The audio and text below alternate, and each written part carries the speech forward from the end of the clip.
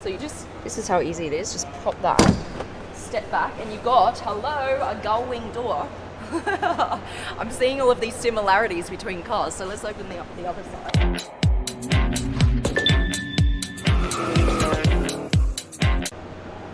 Look how pretty it is out today. LA, baby, that's where I am, on a helipad in LA. What's up, guys? It's Supercar Blondie, and I'm going to show you something super, super cool. Okay, I'm not in LA. Well, I am in LA, but I'm actually in a studio. Look at this. Look at this. This is so cool. So this is where a massive event is about to happen. It's all about to go down for something super special right here. This is the future of transport. It's called The Maker by Archer. Check this out.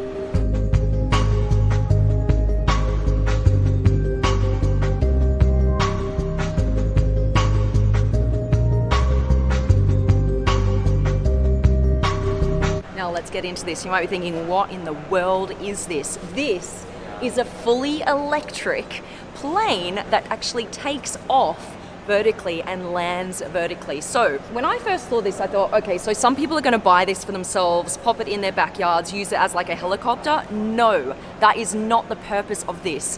What they're doing is they're creating a whole new network for mass transportation. So people like you and me, we're going to be riding around in this baby in the future instead of cars. So I think, is my channel dead?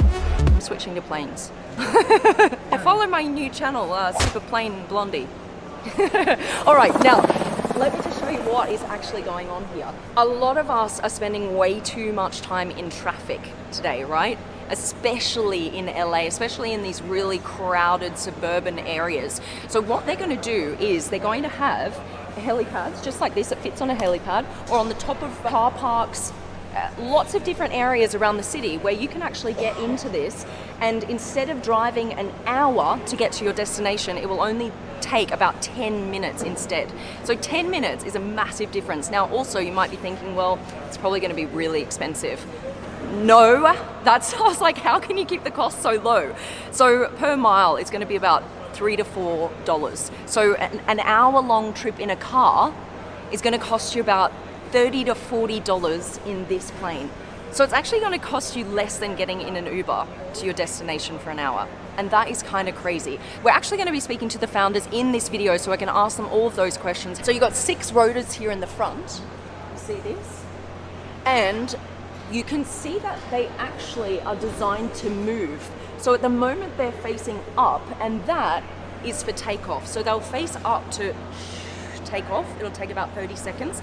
And then once you're in the air, these rotors will actually tip forward. So the plane is being driven forward by these rotors. So these things move, which is super cool. Now on the back, you've got another 6 rotors, and these ones always stay upright here all along the wingspan.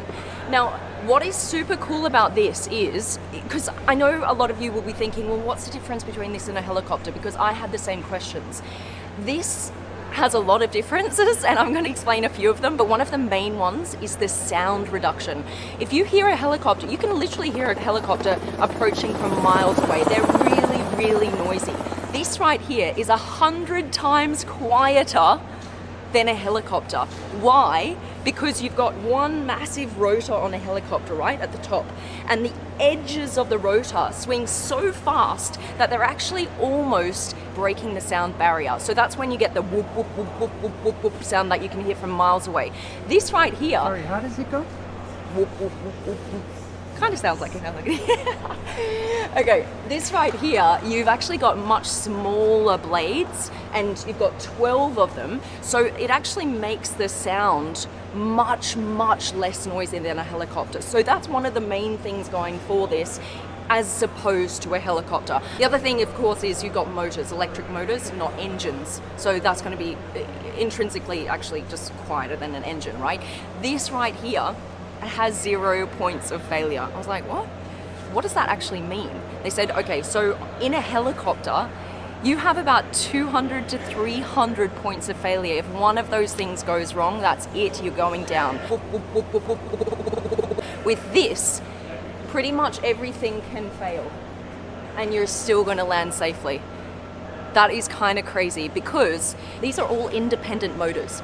So if you lose 1, 2, 3, 4, I mean, the chances of that happening would be so small. But if it did happen, because it has a wing, you can still glide down to safety. This is also built for like mini exploration trips. So you can go to places that, for example, never even had roads built to them. You can land literally anywhere. I mean, new desert locations, just remote areas basically that you never would have been able to get to by car, or it would take too long to get there. Now, should we have a look inside? This is quite cool. This one here is actually autonomous. So this is how easy it is. Just pop that, step back, and you got, hello, a gull wing door. I'm seeing all of these similarities between cars. So let's open the other side. Who doesn't love a gull wing? Look at that. How cool does that look? Come on. This just looks cool, doesn't it? This one is the first one they've built. It actually seats 2 passengers, but when it comes to market, what they're gonna do is they're gonna have a piloted version. So the pilot will sit up the front here, and then you'll have 4 passengers in the back. This right here can actually fly autonomously. It does not need a pilot, but because of regulations at this point, they're not allowed to launch this version. You've got this beautiful 180 view because you can see all the way through this window, all the way up here, all the way out here. So you've got this cool screen here, and this will just show some basics because of course you don't really need to know that much. It's taking you on your journey from A to B. You just sit back and let the maker do its thing. You'll just have like the current trip, where you're going, how long it will take to get there, maybe the altitude, the temperature, that's it, the speed, and boom. There's really not much else you need in here. You've got some cup holders, of course, to take your coffee with you. And back here I said, ooh, what's gonna be in there? He was like, well, not sure yet. I said, well, it should be champagne. Just like a Rolls Royce, you know, Rolls Royce compartment. You lift this out, you got champagne and some flutes, and off you go. Champagne would be more expensive than the trip. If you bought a champagne bottle, that'd be twice as much as you paying for a seat in this baby. That is absolutely insane. All right, there are some things that I can't explain. So I'm gonna get the co-founders in right now. Brett and Adam, come on over, guys. These are the co-founders of this beauty right here. This is insane. Thanks for coming. I love how cool you guys made it as well, because you could have just made like an aircraft that looks like meh. Do you know what I mean? But you guys are like, let's make it badass. And I love that, like with the gull wing doors and everything. Yeah. Was that just a design? This is not for function, right? This is just, let's make it look really cool. Gull-wing doors are the coolest kind of doors. Yeah. I have to agree with you there, 100%. So, okay, the one thing that I think a lot of you are asking right now, because I was asking the same thing, is how on earth can you make a trip so cheap in a plane that looks so badass? Yeah, I mean, it's a good question. So, the first thing here, we're building a vertical takeoff and landing aircraft, so it'll take off a lot like a helicopter vertically without the need for runway. And what's really important to us is to drive down the cost for the masses. So every person can take this. Yeah, exactly. And this is very much different than a helicopter. So a lot of folks will say, you know, helicopters are really expensive. Will this be expensive too to operate? Exactly. So we have 70 to 80% less parts than a helicopter.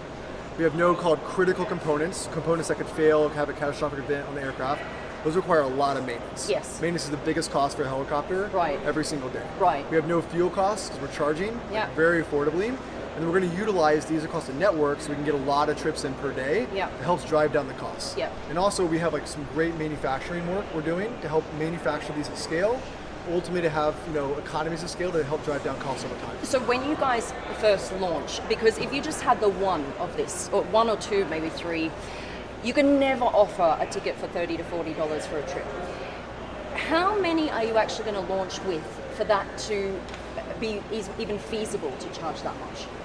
Right, well, we're thinking about the entire network, right? So we're building our manufacturing capabilities to be able to support a large launch. You know, year one, when we launch in 2024, the goal will be getting through the certification process. And as we start to expand into 2025, you know, our goal is to have 200 to 300 planes launch that year. 200 to 300 planes launching in 1 year. That's incredible. And you guys are launching in LA, where we are right now, and in Miami. So are those 200 to 300 planes across those 2 locations? That's absolutely right. I mean, 2 great cities for us. We announced earlier this year, LA and Miami, fraught with traffic problems, a lot of existing real estate for us to land on. Like, helipads and rooftops. Yeah, so you guys can actually, because it looks quite wide, but you guys can actually just land on a helipad anywhere. Absolutely. Yeah. I mean, we're basically designing to land on any conventional helipad. So which generally means we have to have a wingspan less than 50 foot in order to fit into a landing site like that. The good news is that we can land on existing helipads at airports, but also retrofitting parking garage and land parcels and rooftops. Because there are a lot of rooftops that aren't being utilized at this point, right? They're just literally rooftops, that's it. And so you guys can actually retrofit it somehow with a charging station or like, you know, what else do you need actually? It's actually quite easy. So one is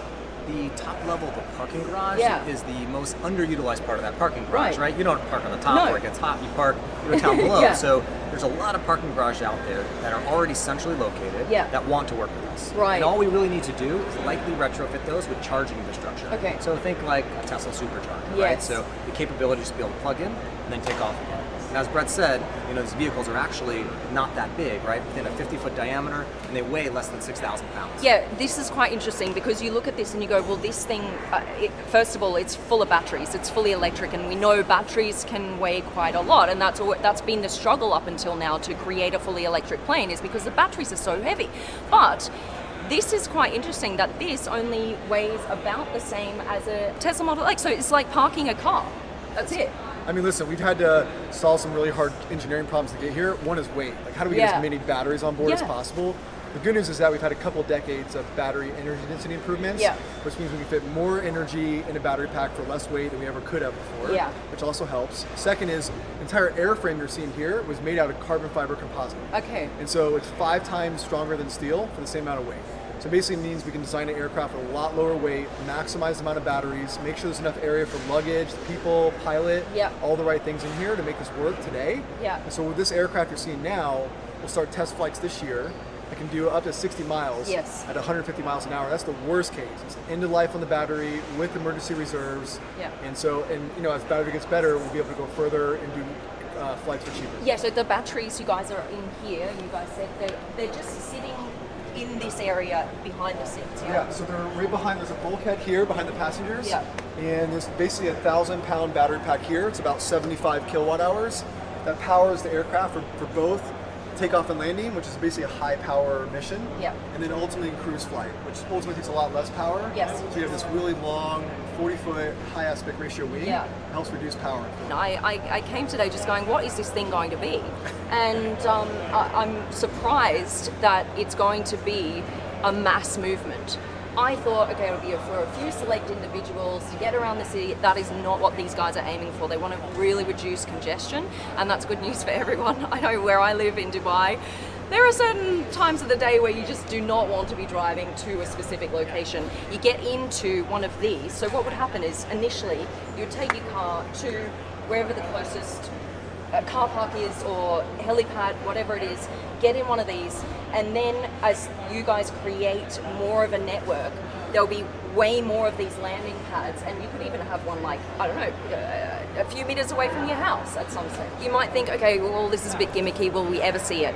Yes, we are going to see it. I have a massive congratulations to give to you guys because United Airlines have bought how many of these already? 200? 200 of these United Airlines has already purchased, so we're going to see at least 200 of these in the very near future. That's incredible. That's really incredible, guys.